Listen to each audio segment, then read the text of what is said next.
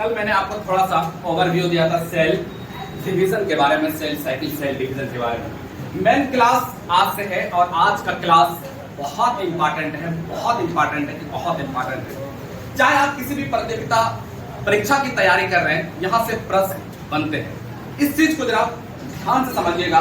एक एक वर्ड आपके लिए बेस्ट होगा, आपके लिए अच्छा होगा। एक एक वर्ड को क्लियर करेंगे। बहुत आपने सेल की वीडियो देख ली होगी, बहुत वीडियो देख ली होगी सेल की, लेकिन आज आपको एक ऐसा कंसेप्ट देंगे, एक ऐसा कंसेप्ट देंगे, चाहे YouTube का पेड कोर्स ही क्यों ना हो, YouTube का पेड कोर्स ही क्यों ना हो, लेकिन इससे ज्यादा डीप आपको कहीं पर नहीं मिलेगा। आप खोज लीजिए। सबसे पहले अगर हम बात करें, आपसे पूछें कि सेल क्या है, तो आपका जवाब आएगा structure and functional unit of living organism is called cell. बाबू मेरे इतना सा से काम चलने वाला नहीं है। तो क्या है फिर, इस चीज को जरा समझिएगा। एनसीईआरटी क्या कहती है, एनसीईआरटी क्या कहती है, इस चीज को जरा समझिएगा। कहता है structure and functional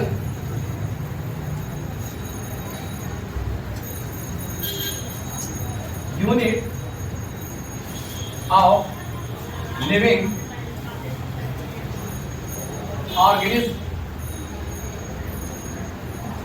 is called cell।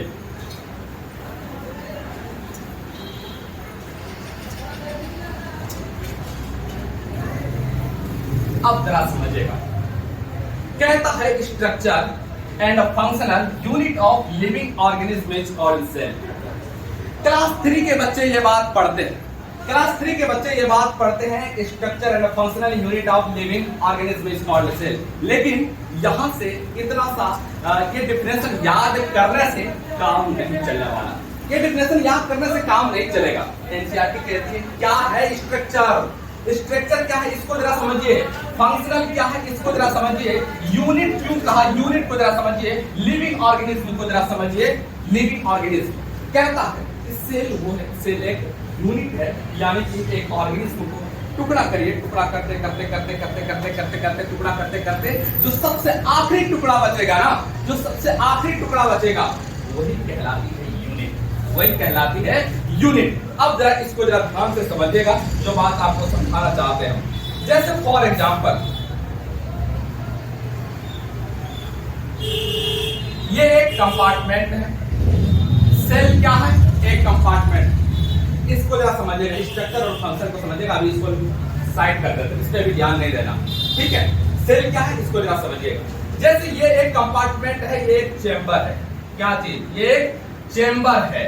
अब इसके अंदर कुछ रिएक्शन होंगे, इसके अंदर कुछ रिएक्शन होंगे और कुछ रिएक्शन बाहर होंगे। कौन सा रिएक्शन, केमिकल रिएक्शन। उस रिएक्शन यानी कि बाहर भी जो रिएक्शन होगा और अंदर में जो रिएक्शन होगा, अंदर में जो रिएक्शन होगा वो क्या कहलाएगा, क्या कहलाएगा।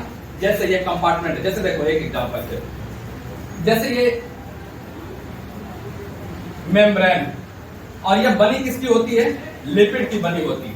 सेल क्या है, सेल एक कंपार्टमेंट है। इसके अंदर कुछ रिएक्शंस चल रहे हैं, बाहर भी कुछ रिएक्शंस चल रहे हैं, है ना। अंदर कुछ रिएक्शन चल रहे हैं, बाहर कुछ रिएक्शन चल रहे हैं। अब रिएक्शन क्यों चल रहा है, क्योंकि सेल को जिंदा भी तो रखना है, सेल को जिंदा भी तो रखना है, इसलिए तो रिएक्शन चल रहा है, सेल को जिंदा भी रखना है। जैसे फॉर एग्जांपल जैसे हम अगर क्यों जिंदा है, हम जिंदा इसलिए हैं क्योंकि हमको भोजन चाहिए और भोजन खाने के बाद उत्सर्जन होता है, बाहर जाता है। जैसे सांस लेते हैं, 21% सांस लेते हैं, सांस जब छोड़ते हैं तो 17% छोड़ते हैं, कम छोड़ते हैं सांस, ऑक्सीजन कम छोड़ते हैं। सांस कितना लेते हैं, 21%, ऑक्सीजन लेते हैं 21% और छोड़ते कितना, 17%।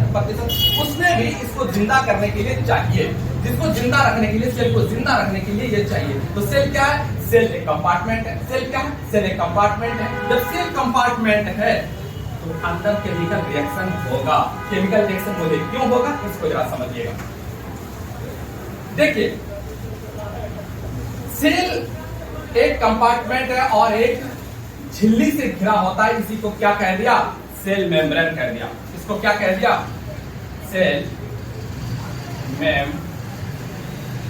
मेम्ब्रेन यानी कोशिका झिल्ली कह दिया। इसको क्या कह दिया, कोशिका, इसको कोशिका झिल्ली कह दिया, सेल मेम्ब्रेन कह दिया।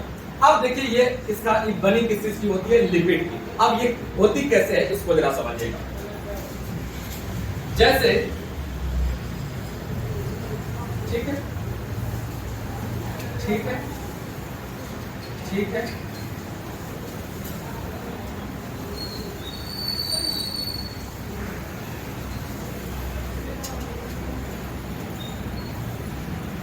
ठीक है।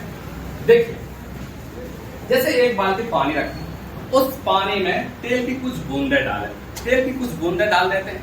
तेल की बूंदे डालने के बाद आप देखेंगे थोड़ी देर के बाद सब जो है ना कलेक्ट होकर के इसी तरह से गोल बन जाएगा, एक बड़ा बन जाएगा। तो किताब लिखता है कि सेल जो बना है ना, एक पानी से बना है। क्या किससे बना है? पानी से बना है। और वो पानी कैसा है? चिपचिपा पानी है। अब देखिए चिपचिपा पानी कैसे,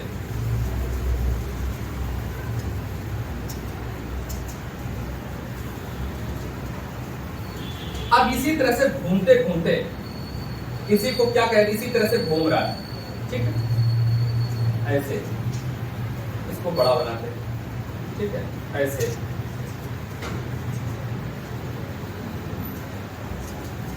ऐसे ऐसे ऐसे ऐसे, यानी इसी तरह से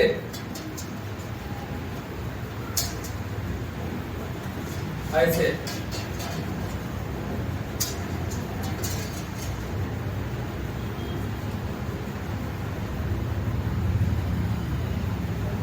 इसी तरह से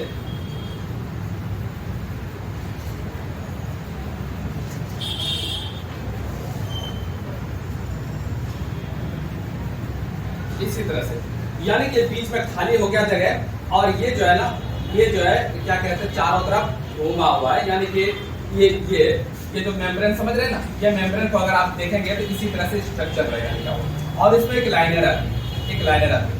जनरल कंपटीशन के लिए यही यहाँ तक पढ़ाई बहुत हो जाता है, इससे डीपली आपको नहीं पढ़ाएगा, इससे डीपली ना तो क्वेश्चन पूछता है, जब क्वेश्चन पूछेगा नहीं तो पढ़ के क्या फायदा, क्वेश्चन उससे ज्यादा पूछेगा ही नहीं।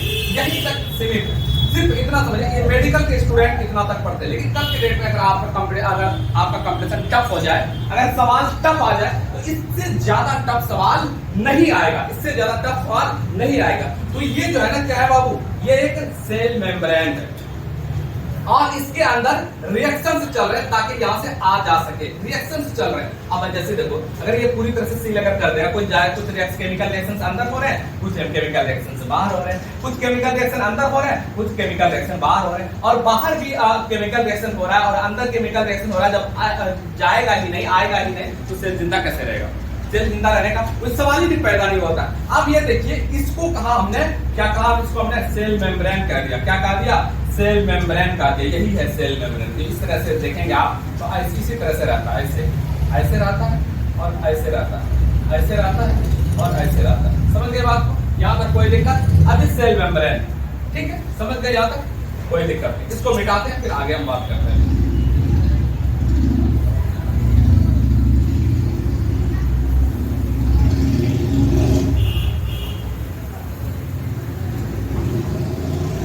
सेल मेम्ब्रेन को समझ गए। अब देखिए इसको बड़ा बनाते हैं। सेल मेम्ब्रेन को समझ गए, अब अगला देखिएगा।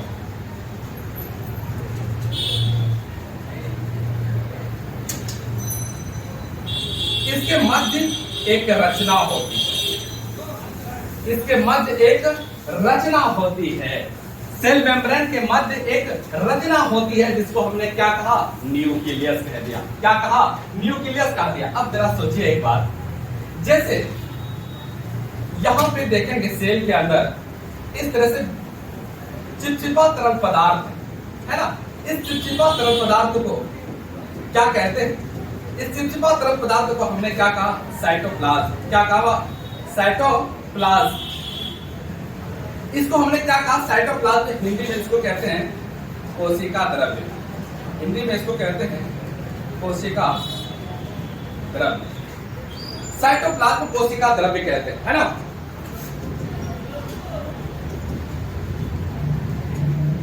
साइटोप्लाज्म कह दिया। इसके मध्य एक रचना होती, इस रचना को हमने क्या कहा? न्यूक्लियस। अब जरा देखिएगा, ये वाला जो मेम्ब्रेन होता है ना, ये वाला मेम्ब्रेन, इसके मध्य में भी एक रचना होती है न्यूक्लियस, है ना, ये भी एक मेम्ब्रेन से घिरा होता है। खैर इसके तरफ नहीं जाना, ना तो इससे सवाल बनते, है ना।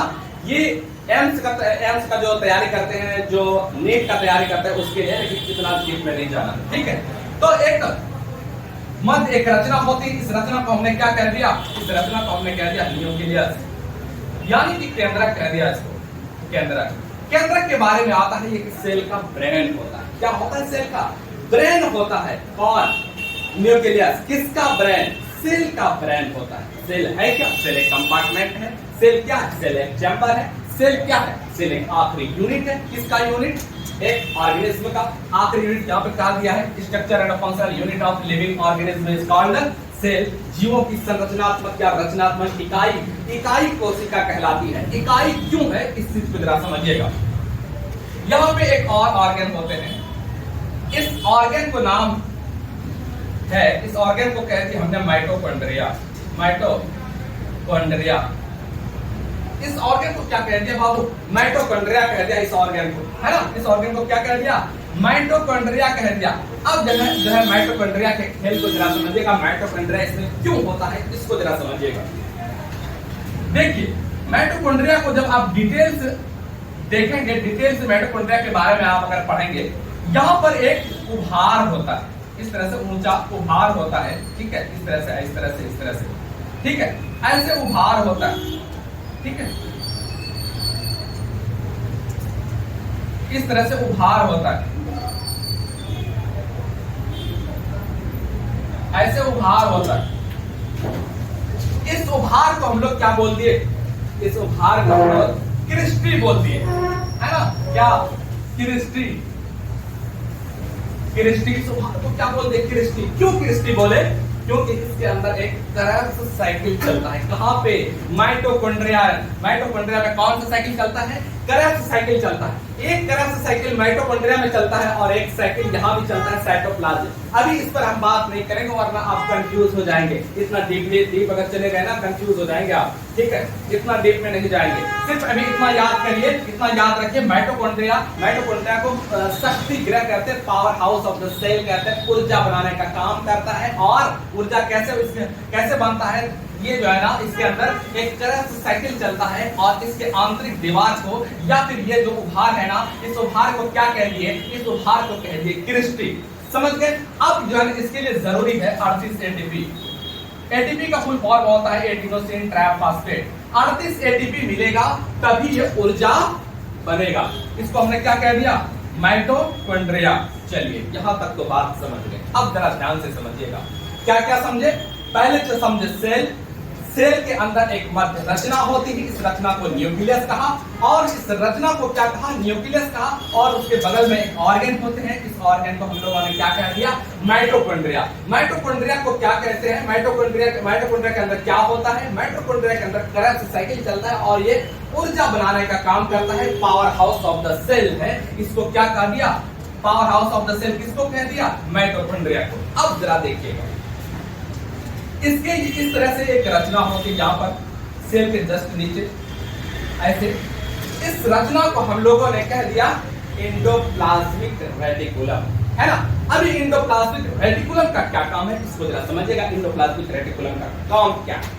एंडोप्लाज्मिक रेटिकुलम के बारे में आता है कि यह आंतरिक सहायता प्रदान करता है। जैसे फॉर एग्जांपल सेल जो है ना, चाहे प्लांट की बात कर लें, चाहे एनिमल की बात कर ले, दोनों जो है ना का निर्माण एक सेल से हुआ। यानी अर्थात ये कहें कि सेल से मिलकर के ही एक जीव बना है। सेल से मिलकर के, ऑर्गन से मिलकर के, या फिर कहें सेल से मिलकर के ही एक जीव का निर्माण हुआ, चाहे प्लांट सेल हो जाए, चाहे एनिमल सेल हो जाए। तो सेल जब छोटी एक इकाई है। और यहाँ पर अगर हम बात करें इस जगह पर, तो यहाँ पर भी एक सेल है। पैर के उंगली के पास वहां पर भी एक सेल है। अरे दौड़ते हैं, चलते दौड़ते कभी आप जरा सोचे हैं कभी कि दौड़ते नीचे की जो सेल है वो सेल दब सकती है, या वो सेल क्षतिग्रस्त हो सकता है? आपके दिमाग में ये बात आ रहा होगा, वो सेल क्षतिग्रस्त हो सकता है। तो नेचर ने क्या किया जानते हो?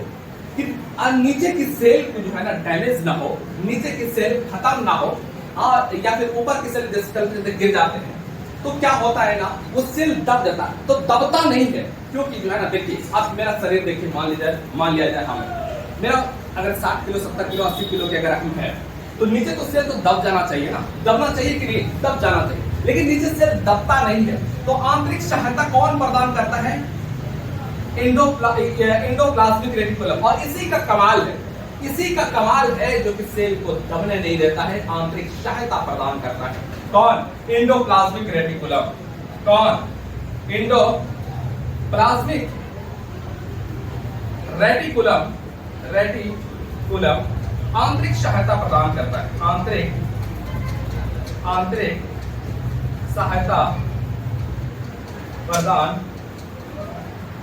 आंतरिक सहायता प्रदान करता है। कौन? Endoplasmic reticulum. अब जरा समझिएगा एंडोप्लाज्मिक रेटिकुलम को, इसको जरा मिटा देते हैं, ऊपर में समझाते हैं।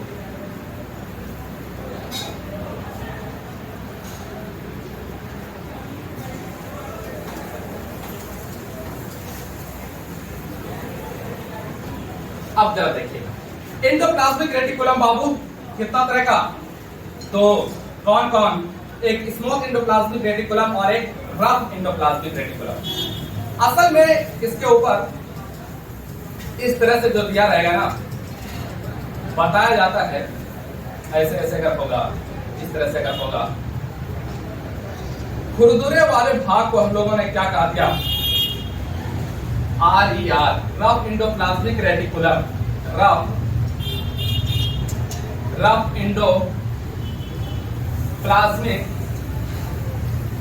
Reticulum, rough endoplasmic reticulum. और चिकने वाले भाग को हम लोगों ने क्या कह दिया? Smooth endoplasmic reticulum. Smooth endoplasmic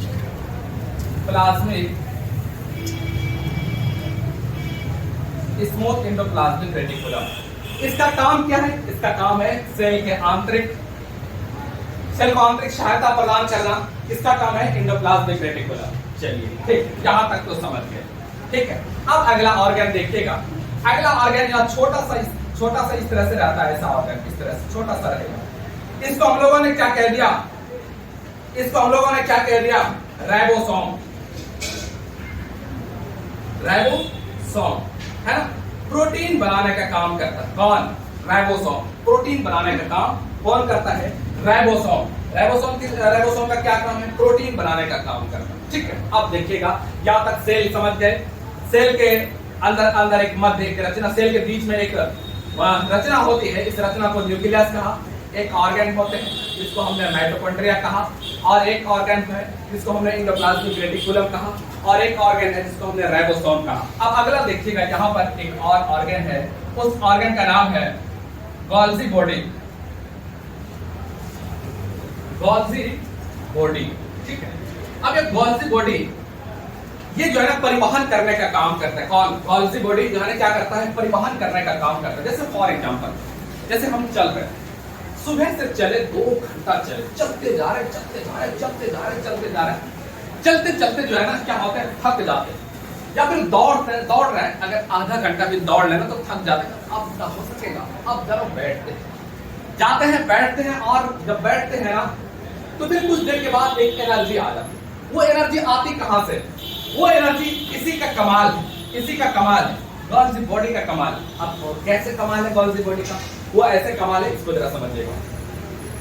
जैसे दौड़े, पूरे शरीर में सेल है, और सेल के अंदर ये सारे ऑर्गन है। पूरे शरीर में, चाहे पैर की सेल ले लें, चाहे हाथ की सेल ले लें, चाहे कहीं की भी सेल ले लें, वो पूरे सेल में ये सारे ऑर्गन है, ठीक है।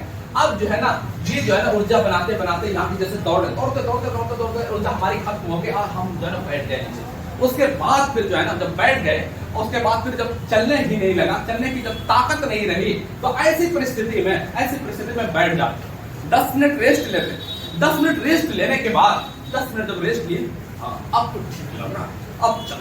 उसके बाद फिर दौड़, हाँ अब ठीक है, अब चल रहे।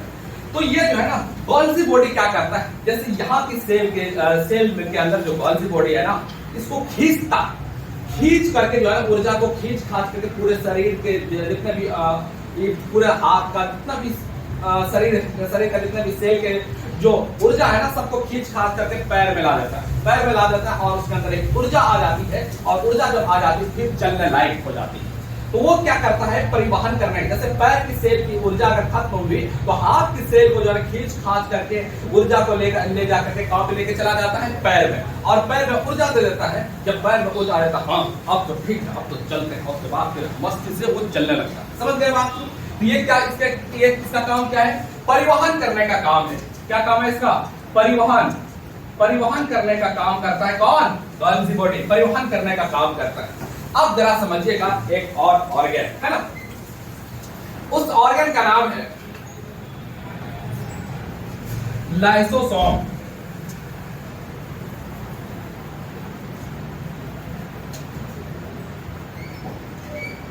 लाइसोसोम के अंदर एक एंजाइम होते हैं, उस एंजाइम का नाम है हाइड्रोलाइटिक एंजाइम। इसको क्या कह दिया हमने, lysosome.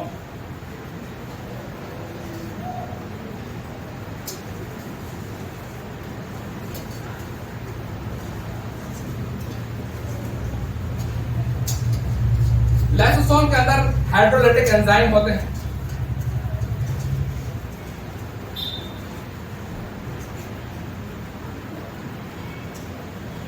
Hydrolytic enzyme, hydrolytic enzyme, इसके अंदर हाइड्रोलाइटिक एंजाइम होते हैं। और ये हाइड्रोलाइटिक एंजाइम जो होते हैं ना, ये हाइड्रोलाइटिक एंजाइम होते हैं ना, ये कभी कभी ये बहुत गुस्सावर होते हैं। यानी गुस्सावर इसलिए ये मध्य एक रचना न्यूक्लियस है, न्यूक्लियस के बारे में ये आता है कि ये ब्रेन होता है सेल का। क्या होता है, सेल का ब्रेन होता है, न्यूक्लियस सेल का ब्रेन होता है और जितने ऑर्गन है ना सब ऑर्गन की निगरानी करता है। अब ये बड़ा गुस्सावर होता है। अब ये जो है ना इतना गुस्सावर होता है, इतना गुस्सावर होता है ना, ये सब ऑर्गन को जब काम करते हुए जब नहीं दिखता है ना, ये सब काम करते हुए जब नहीं दिखता है तो न्यूक्लियस से कहता है कि न्यूक्लियस काम नहीं कर रहा है क्या, कहता है काम नहीं कर रहा है क्या, तो फिर कहता है कि नहीं काम तो कर रहा है। कभी कभी ये जब देखता है कि काम नहीं कर रहा है तो ये अपना हाइड्रोलाइटिक एंजाइम किसी के ऑर्गन के ऊपर छिड़क देता है। जब किसी के ऊपर जब छिड़क देता है ना तो वहीं पर वो ऑर्गन खत्म हो जाता है, उस ऑर्गन को जला करके खत्म कर देता है। कौन, यही हाइड्रोलाइटिक एंजाइम। अब ये हाइड्रोलाइटिक एंजाइम इसको खत्म तो कर देता है। कभी कभी ये पूरे जो है ना अपना खुद पूरे जब ऑर्गन काम नहीं करता, ये भी काम नहीं करता, ये भी काम नहीं करता, ये भी काम नहीं करता, ये भी काम नहीं करता, ये भी कोई काम जब नहीं करता है ना तो ये खुद को फाड़ डालता है। कौन, ये लाइसोसोम जब खुद को फाड़ डालता है, इसके अंदर जो हाइड्रोलाइटिक एंजाइम होते हैं ना, ये पूरे हाइड्रोलाइटिक एंजाइम पूरे सेल में फैल जाता है।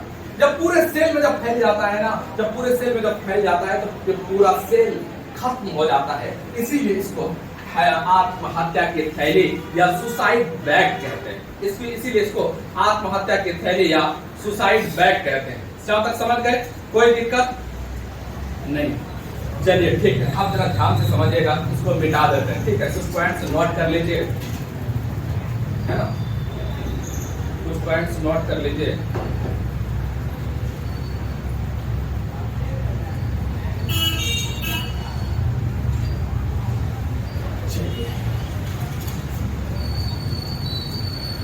सेल,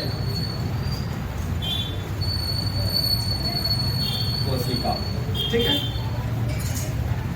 कोशिका कहते किसको है, जीवों की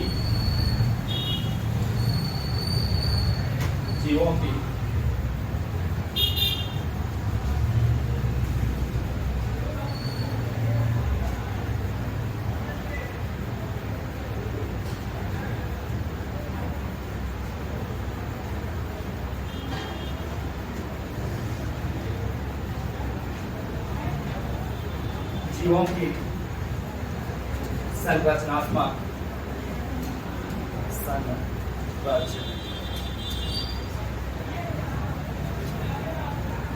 जीवों की संरचनात्मक या रचनात्मक इकाई कोशिका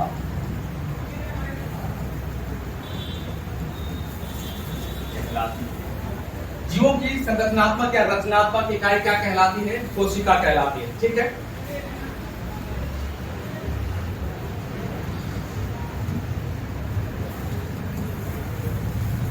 अब जो है कोशिका के मध्य एक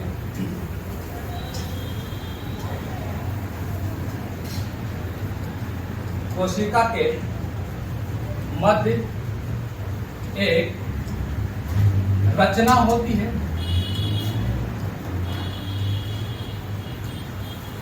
जिसे केंद्रक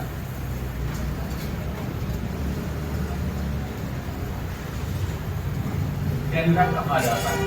कोशिका के मध्य एक रचना होती है जिसे केंद्रक कहा जाता है। ठीक है, अब जरा यहां तक समझ गए। ठीक है, अब जरा और ऑर्गन, माइटोकॉन्ड्रिया।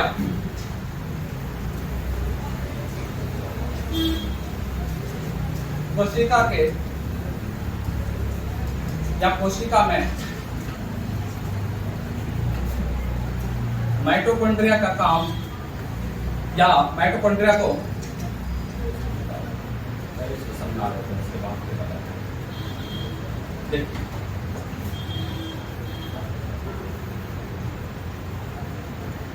ठीक है। अब जो है ये क्या है? सेल मेम्ब्रेन है ना, सेल मेम्ब्रेन है। अब ये सेल मेम्ब्रेन है, एक और कंपार्टमेंट, एक चैम्बर और बनाते हैं।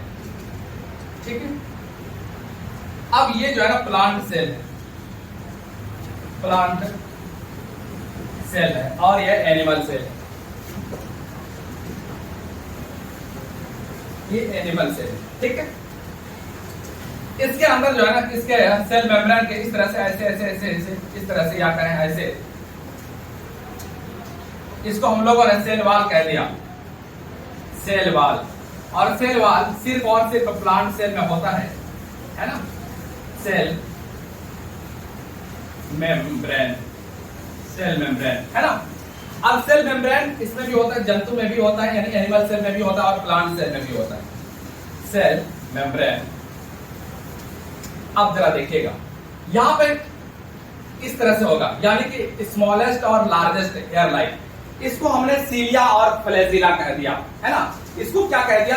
सीलिया और फ्लैजिला कह दिया। जो सीलिया और फ्लैजिला किसमें होता है? एनिमल सेल में होता है। और हम क्या पढ़े थे? इसके मध्य एक रचना होती है, रचना को क्या कह दिया? रचना को केंद्रक कह दिया। इसके मध्य भी एक रचना होती है, इसको हमने क्या कह दिया? केंद्रक। यानी कि प्लांट सेल में भी केंद्रक होता है और एनिमल सेल में भी केंद्रक होता है। प्लांट सेल और एनिमल सेल दोनों सेल में केंद्रक होता है ना। माइटोकॉन्ड्रिया यहाँ पर भी होता है, माइटोकॉन्ड्रिया यहाँ पर भी होता है। ठीक है, गोल्गी बॉडी यहाँ पर भी होता है, यहाँ पे भी होता है, और इंडोप्लाज्मिक रेटिकुलम यहाँ भी होता है, इंडोप्लाज्मिक रेटिकुलम इसमें भी होता है। गोल्गी बॉडी इसमें भी होता है, जो परिवहन करने का काम करता है, इसमें जो परिवहन करने का काम होता है। एनिमल सेल में एक और ऑर्गन होता है, उस ऑर्गन को हमने क्या कह दिया? वैक्यूल। वैक्यूल, जिसको हिंदी में कहते हैं रसधानी, जिसको हिंदी में कहते हैं रसधानी, वैक्यूल। इसमें क्या, इसका क्या काम है? पानी स्टोर करना, पानी स्टोर करना। और इसमें क्या होता है? इसमें प्लास्टिड होता है, ऐसे इतना बड़ा प्लास्टिड।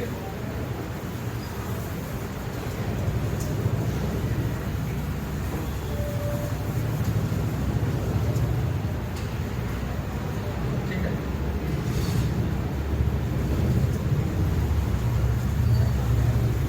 प्लास्टिड, इसको हिंदी में लवक बोलते हैं, इसको लवक बोलते हैं। ठीक है, इस पर हम लोग बाद में चर्चा करेंगे, क्योंकि लवक जो है ना, लवक भी तीन लवक भी होता है, तीन तरह के। एक होता है क्लोरोप्लास्ट, ल्यूकोप्लास्ट और क्रोमोप्लास्ट। ठीक है, उस पर भी हम लोग चर्चा करें, पहले एनिमल सेल को खत्म कर लेते हैं। ठीक है, अब इस तरह से चिपचिपा तरल पदार्थ होगा। इस चिपचिपा तरल पदार्थ को हम लोगों ने क्या कह दिया? साइटोप्लाज्म है ना। इसको हम लोगों ने क्या कह दिया? साइटोप्लाज्म कह दिया। क्या कह दिया? साइटोप्लाज्म। साइटोप्लाज्म चिपचिपा तरल पदार्थ होता है, इसको हम लोगों ने क्या कह दिया? साइटोप्लाज्म। क्या? किसके अंदर? सेल के अंदर। सेल जो है ना, सेल जो है ना एक इंग्लिश नेम है, सेल का बायोलॉजिकल नेम साइटो होता है ना। इसका इस तरह से चिपचिपा तरल पदार्थ इस तरह से अगर देखने के लिए मिलेगा, ऐसे इस तरह से चिपचिपा तरल पदार्थ होता है ना, ये चिपचिपा तरल पदार्थ क्या कहलाता है? साइटोप्लाज्म कहलाता है ना। और न्यूक्लियस के अंदर चिपचिपा तरल पदार्थ होगा, इस चिपचिपा तरल पदार्थ को हम लोगों ने क्या कह दिया? चिपचिपा तरल पदार्थ को कहते हैं न्यूक्लियोप्लाज्म। न्यूक्लियोप्लाज्म,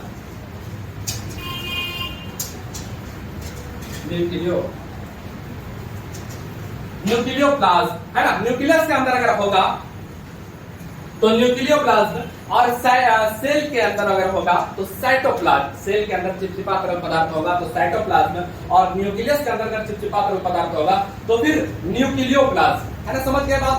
सेल के अंदर अगर होगा चिपचिपा तरल पदार्थ तो साइटोप्लाज्म, और न्यूक्लियस के अंदर अगर चिपचिपा तरल पदार्थ होगा तो न्यूक्लियोप्लाज्म। अब इन दोनों को मिला दिए, यानी कि इसको और इसको दोनों को मिला दिए तो फिर इसको क्या बोलेंगे?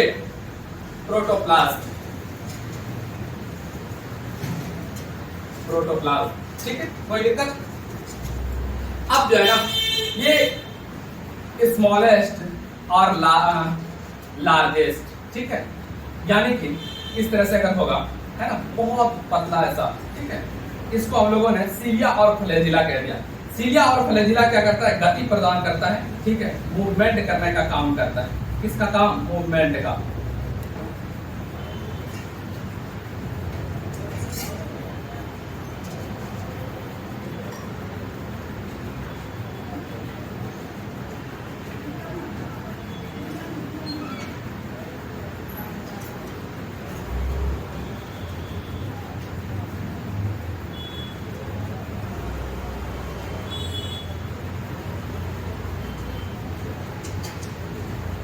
ये जो है ना गति प्रदान करता है सीलिया और फ्लैजिला। सीलिया और फ्लैजिला सिर्फ और सिर्फ एनिमल सेल में ही होता है, प्लांट सेल में नहीं होता है सीलिया और फ्लैजिला। कोई दिक्कत? फिर से मेरे साथ एक बार रिवीजन करिएगा। सेल क्या है? सेल एक कंपार्टमेंट। सेल का डेफिनेशन क्या है? सेल का डेफिनेशन है कि जीवों की संरचनात्मक या रचनात्मक इकाई कोशिका कहलाती है। इकाई क्यों है? इकाई इसलिए है कि जो है ना, इकाई इसलिए है कि जैसे ये जीव है, जीव को टुकड़ा करते करते सबसे आखिरी जो टुकड़ा बचेगा ना वो सेल कहलाएगा, और सेल में इतने सारे ऑर्गन होते हैं इसलिए इकाई कहलाती है।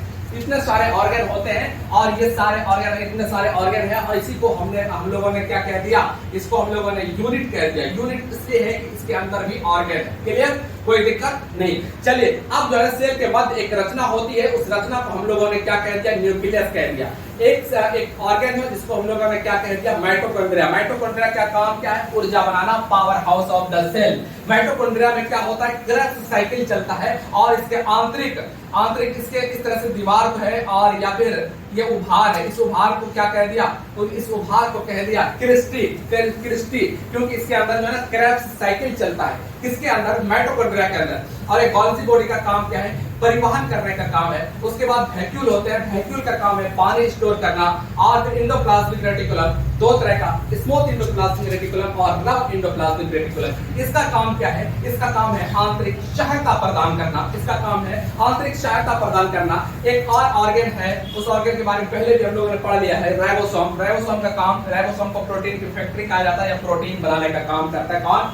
राइबोसोम। एक ऑर्गन है लाइसोसोम। लाइसोसोम के अंदर एक हाइड्रोलिटिक एंजाइम होते हैं। लाइसोसोम के अंदर एक हाइड्रोलिटिक एंजाइम होते हैं, और वो क्या करता है? ये जो है ना सेल का ब्रेन होता है कौन? न्यूक्लियस। और जो है ना ये कहता है कि न्यूक्लियस जी कोई काम कर रहा है ना, सब ठीक ठाक से, कहता है हाँ सब तो ठीक से काम कर रहा है। और जब ये देखता है कि कोई भी ऑर्गन काम नहीं करता है तो ये अपना हाइड्रोलिटिक एंजाइम इसके ऊपर छिड़क देता है और ये मर जाता है। जैसे देखो ये लाइसोसोम है, ठीक है। अब ये लाइसोसोम अब जो है जैसे माइटोकॉन्ड्रिया काम नहीं कर रहा है, ये लाइसोसोम जो है अपना हाइड्रोलिटिक एंजाइम इस माइटोकॉन्ड्रिया के ऊपर छिड़क देता है, और फिर माइटोकॉन्ड्रिया की उसी जगह खत्म हो जाता है। माइटोकॉन्ड्रिया उसी जगह खत्म हो जाता है। कभी कभी ऐसी परिस्थिति भी आती है जब सेल के अंदर जितने भी ऑर्गन होते हैं ना, ये सारे ऑर्गन काम करना बंद कर देता है, काम करता ही नहीं है। जब काम नहीं करता है ना तो ये क्या करता है? खुद को फाड़ डालता है, अपना आपको खुद को फाड़ेगा। जैसे ही फाड़ता है खुद को, ये सारे हाइड्रोलिटिक एंजाइम पूरे सेल में जो है ना फैल जाता है, और जैसे ही वो एंजाइम इतना खतरनाक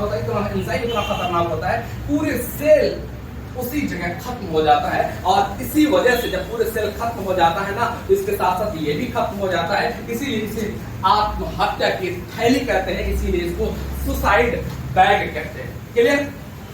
यहां तक समझ गए? ये गति प्रदान करता है सीलिया और फ्लैजिला, ठीक है। अब सेल वाल प्लांट सेल की हम बात कर लेते हैं। प्लांट सेल की बात कर लेते हैं, उसके बाद प्रोकैरियोटिक और यूकैरियोटिक दोनों की बात कर लेंगे। प्लांट सेल में क्या होता है? ये जो प्लांट सेल है ना, ये जो प्लांट सेल है इस प्लांट सेल में एक सेल मेम्ब्रेन होता है, ठीक है, मेम्ब्रेन दोनों में, एनिमल में भी और प्लांट में भी। इसके ऊपर सेल वॉल होते हैं, जिसको हिंदी में कोशिका भित्ति कहते हैं। क्या चीज? कोशिका, कोशिका, कोशिका भित्ति कहते हैं। किसमें? सेल वॉल, कोशिका भित्ति कहते हैं, सेल वॉल, कोशिका भित्ति कहते हैं।